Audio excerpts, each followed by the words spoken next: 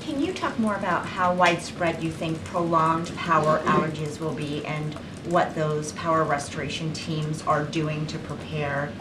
Is there anything they can do proactively, before the storm?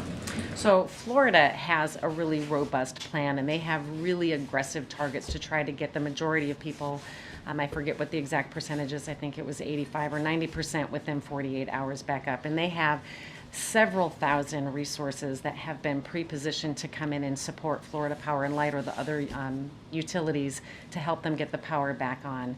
We expect widespread power outages from this. When we think about Tallahassee, it's got a lot of tree canopy. So those trees are going to come down and impact those power lines, and the debris and the ability to detangle the debris from the power lines is what could take a long time.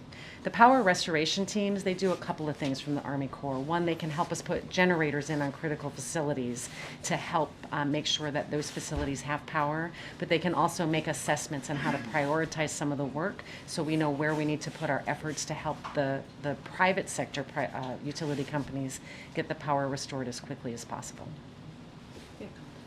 Could you talk a little bit about how the response has changed based on the severity of the storms? I think we're seeing an increasing storms with increasing severity. So how does that change the response for you? I mean, I know it's more manpower, but what else? How else does it change? I think the biggest thing is that we want to get things in place early. This is why we've been moving resources into the area since Monday, and we know there's a large population that's really vulnerable in Florida, and so that's why we have so many search and rescue teams that are able to come in and augment the really impressive amount of teams that Florida already has within the state, right? So this is on top of what they already have.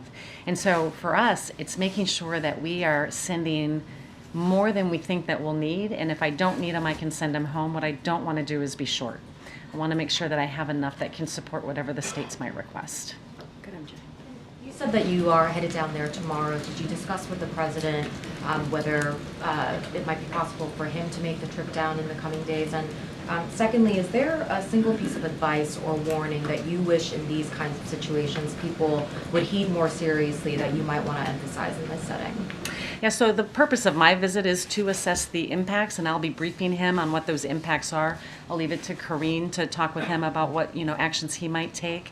But I think the message is take this seriously. I mean, we look at the cone, and the cone is the wind, but the water is what kills people.